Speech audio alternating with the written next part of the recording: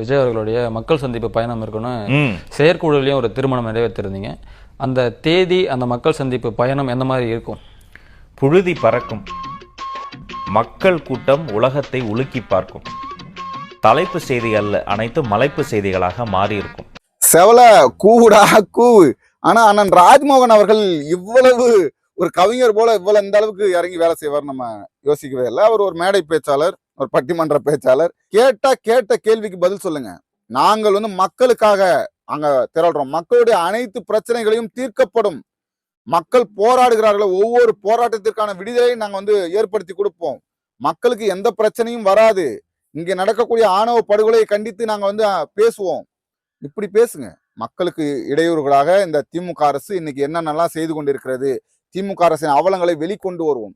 அதை விட்டுட்டு நாங்க வானத்தை வில்லா வளைப்போம், மணலை கயிறா திரிப்போம், நாங்க பாருங்க இந்த பூமியே அப்படியே எடுத்துட்டு போய் சொர்க்கத்துக்கு பக்கத்துல எடுத்து போய் வச்சிருவோம்.